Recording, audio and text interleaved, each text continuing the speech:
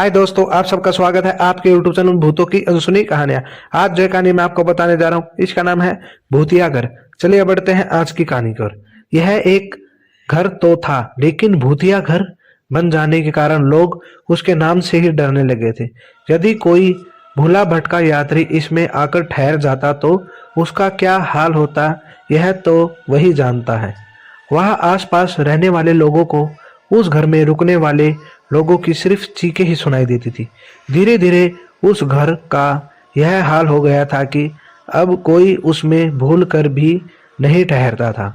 अब घर में अब सिर्फ एक ही चौकीदार रह गया था। उस घर में जाना तो बहुत दूर की बात थी। लोग उस घर के नाम से भी डरने लगे थे।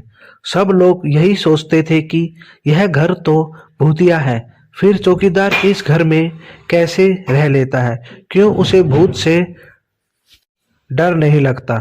जबकि लोगों को तो उस घर के पास से गुजरते हुए भी पसीने छूटते हैं, और पसीने छूटे भी क्यों ना, भूत का नाम तो ही भूत का तो नाम ही ऐसा है कि बड़े बड़ों के पसीने छूट जाते हैं। एक रात एक शिकारी उस घर की तरफ आया जो अपने रास्ते से भटक गया था। यह घर चारों तरफ से जंगल से घिरा हुआ था। दूर दूर तक किसी इंसान की आवाज तक सुनाई नहीं देती थी। बाहर बड़ा भयंकर तूफान आ रहा था। तूफान के साथ ही बड़े जोर की बारिश शुरू हो गई।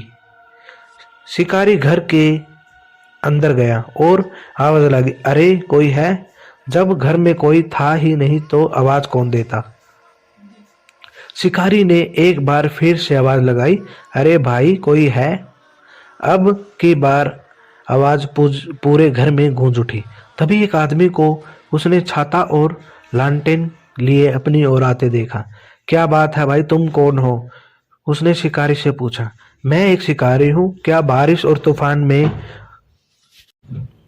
तूफान रुकने तक मैं यहाँ ठहर सकता हूँ? चौकीदार ने डराते हुए कहा। क्या आप इस घर में रात गुजारेंगे? शिकारी ने कहा, हाँ, इस बारिश और तूफान में इस समय रात बिताने के लिए जंगल में इससे अच्छी जगह नहीं हो सकती।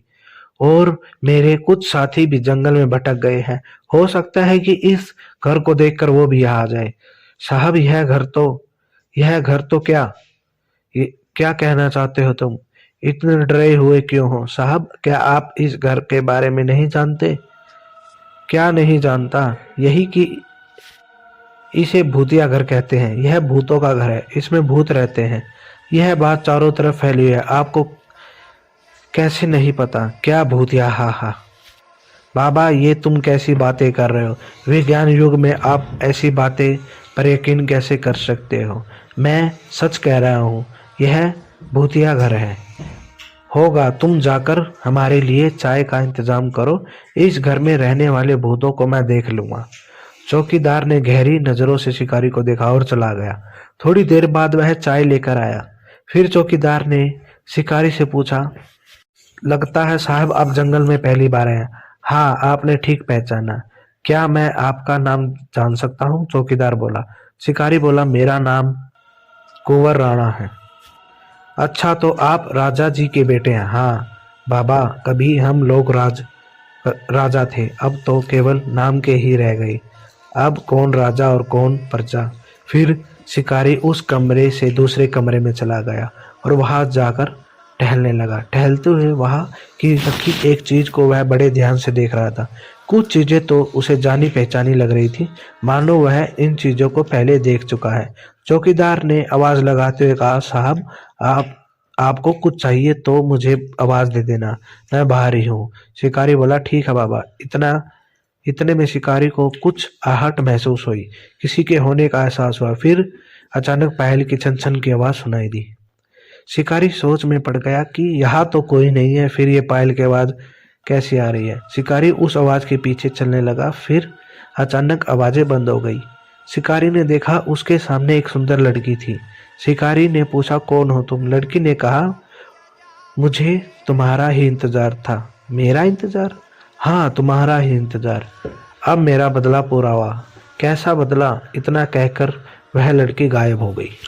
शिकारी के डर से पसीना छूटने लगे और वह चौकीदार से बोला, बाबा, वह लड़की कौन थी? चौकीदार बोला, साहब वह मेरी बेटी सुमन है। चौकीदार शिकारी चौंक कर, क्या बाबा तुम्हारी बेटी?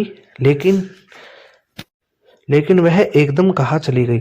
चौकीदार, साहब वह चली नहीं गई, अदृश्य हो गई।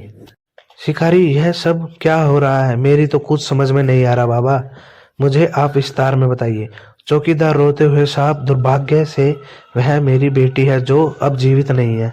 उसे आपके बड़े भाई से प्रेम हो गया था, तब आप बहुत छोटे थे, लेकिन जब आपके पिताजी को यह बात पता चली तो राजा जी ने मेरी बेटी को फांसी की सजा दे दी।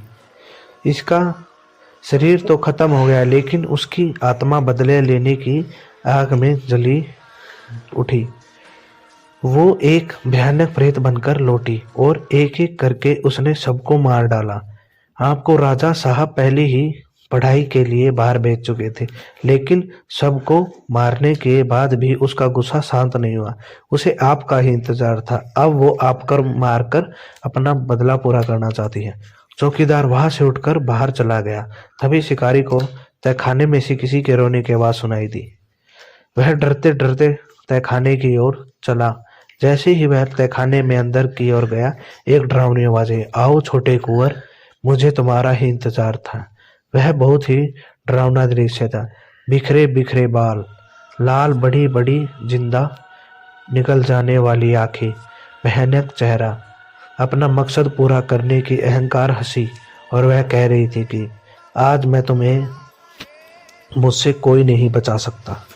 शिकारी भागना चाहता था, लेकिन तहखाने का दरवाजा बंद हो गया। वैसे भी एक इंसान जब बदला लेने पर आए तो उसे कोई नहीं रोक सकता। यह तो फिर भी एक खतरनाक आत्मा थी, तो भले इसे बदला लेने से कौन रोक सकता था। शिकारी अंदर से दरवाजा खोलने की कोशिश कर रहा था। शिकारी की आवाज सुनकर चौकीदार भी आ गया, लेकिन चौकीदार अंदर नहीं आ पा रहा था, क्योंकि दरवाजा उस चुड़ैल ने बंद किया था। तो जब तक वो अपना बदला पूरा नहीं कर लेती, वह दरवाजा खुलने वाला नहीं था। तभी तहखाने के दरवाजे पर चौकीदार को एक दहशत भरी चीख सुनाई दी। कुछ समय बाद दरवाजा अपने आप ही खुल गया। चौकीदार ने देखा कि शिकारी की लाश वही तहखाने में पड़ी थी। सारा जिस्म खून में लथपथ भीगा हुआ था, लेकिन जब उसे पास जाकर देखा तो वह चौंक गया। शिकारी के धड़ पर सिर नहीं था, उस चुड़ैल उसका सर ही उखाड़ लिया था। तभी उस चुड़ैल की भयानक हंसी दोबारा सुनाई देने लगी, और वह कह रही थी कि आज मेरा बदला पूरा हुआ। इतना कहते हुए तहखाने के अंधेरे में ना जाने वह कहाँ गायब हो गई।